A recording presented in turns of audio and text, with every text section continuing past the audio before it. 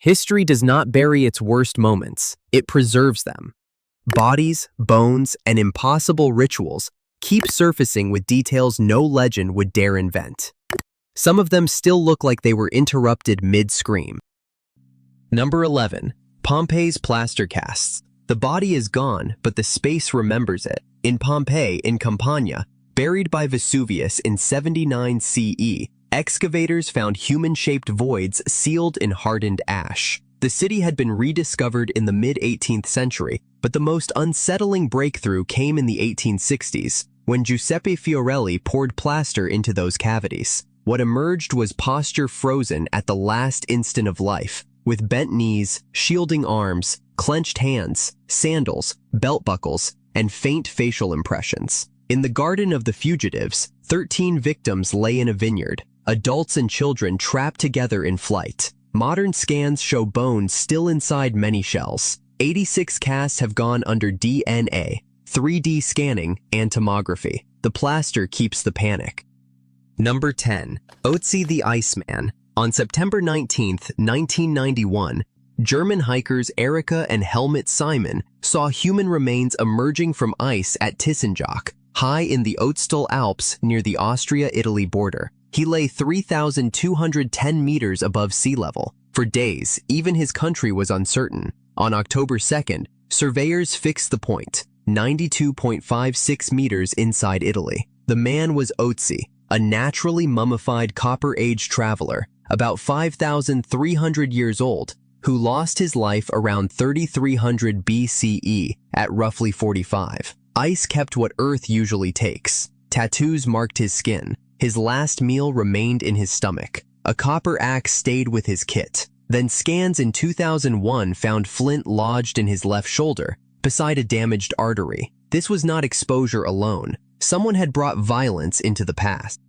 Number 9. Thornton Abbey Plague Pit. After one traveler on a mountain pass, the ground at Thornton Abbey opens to 48 people at once. In Lincolnshire, England, excavations in the 2010s uncovered a 14th century emergency grave, dated to the Black Death. The dead were described as villagers, not soldiers, not monks named in a chronicle, villagers, placed together in a rural plague burial, while England was losing perhaps a third of its people. This was not East Smithfield in London, built for mass burial beside a crowded capital. This was an abbey landscape, fields around it, consecrated ground beneath it. Ordinary death meant an individual grave, rites, sometimes a coffin. Here, urgency overruled custom. The epidemic reached the countryside, and the countryside answered with one shared grave.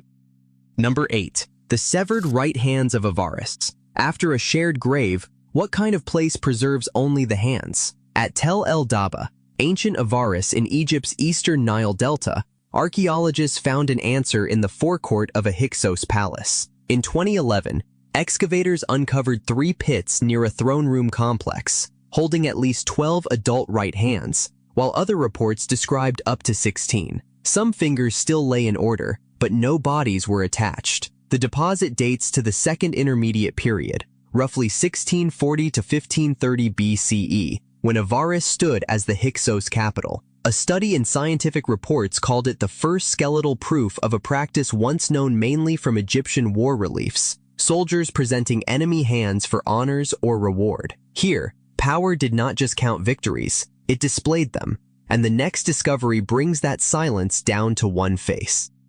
Number 7. Tollund Man. On May 8, 1950, peat cutters in Bjeldskovedal Bog near Silkeborg, Denmark, struck something that should not have been there. A face in the dark peat, calm skin, closed eyes, so intact that police were called because this looked like a recent fatal crime. It was not recent. Tollund Man had died in the early Iron Age, roughly the 5th century BCE, more than 2,000 years before the spades reached him. The bog had sealed him away with startling precision. He was naked except for a cap and a belt. Around his neck was the noose. What first looked like a modern crime scene was older than Denmark itself. The peat had preserved the body, the expression, and the evidence of a formal execution. His last document was still tied at his throat. Number 6. Herculaneum's boathouse skeletons. At Herculaneum, near Naples, Those who lost their lives were not found in the streets. They were found at the shoreline, inside dark vaulted boathouses. Pressed close to the sea they had almost reached. For years, archaeologists believed most residents escaped the eruption of Mount Vesuvius in 79 CE. Then, excavations between 1980 and 1982 exposed the ancient beach. About 300 skeletons lay near the water. A nature study described 80 people from the first surge deposit, packed inside 12 chambers. Men, women, and children waited there. One young woman carried a fetus, its tiny bones still identified within her remains. Nearby lay a Roman boat, about 9 meters long. The rescue point had become the place of a fatal outcome. The hot surge arrived in seconds, leaving the chambers as sealed resting places. Number 5. Schletz Massacre Ditch. After one buried act of violence, Schletz sharpens the pattern. In the outer ditch near Aspern under Zaya, late 20th century excavators found more than 200 people who had lost their lives from only 1/5 of a linear pottery settlement, dated to around 5000 BCE. These were not graves, they were disposal. Remains lay in ditch fill, placed into the village defenses after an attack. Skulls carried the clearest testimony. Blunt weapons had struck them with devastating force, and shoe-last adzes, polished stone tools made for impact, could break bone. One victim bore evidence of an arrow wound. Then comes the colder clue. Young women are scarce among those who did not survive. That absence has raised a hard possibility. Some may have been taken alive. At Schletz, the ditch records fatal violence, ruin, and the missing. Number 4. Crow Creek Massacre. At Crow Creek, the first clue is not how people died, but what some had already survived. Several skulls carried healed scalping wounds, injuries that had closed before the final attack. Around 1325 CE, at a fortified village in South Dakota, the dead were thrown into a defensive ditch. Archaeologists later recovered at least 486 people, men, women, and children. The pattern the ditch preserved is blunt. Many were scalped, bodies were cut apart, heads, hands, and feet were missing or separated from torsos. Some skulls were pierced, others were crushed by heavy blows. Weathering on exposed bone surfaces shows the bodies lay open before burial. These were not only the dead of one assault. Some had survived violence once. The ditch records the second time they did not.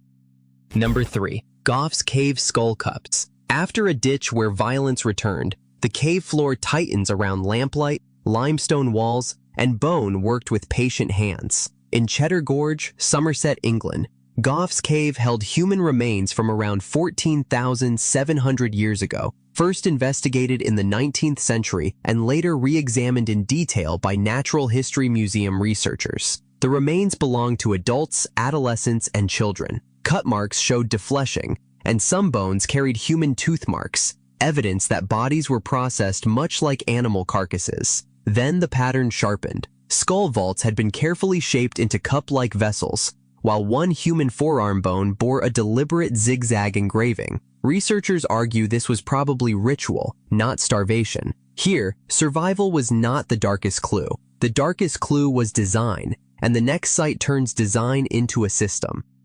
Number 2. Herxheim Enclosure Ditches. Gough's Cave left skull cups in a chamber. Herxheim turns that act into an operation. In Rhineland-Palatinate, Germany, this LBK settlement dates to around 5300 to 4950 BCE, with the darkest deposits near its final phase. In enclosure ditches, excavators found thousands of human bone fragments, possibly from hundreds of people, mixed with pottery and animal remains. Long bones had been cracked open for their interiors, skulls fractured in repeated patterns, and cut marks traced the work of defleshing. Some calvaria were trimmed into skull cup-like forms. The remains were smashed, sorted, and placed with care. Artifacts and isotopes hint that some victims came from far beyond the settlement. Massacre, sacrifice, cannibalism. The labels remain disputed. The organization does not. At Herxheim, violence had a system.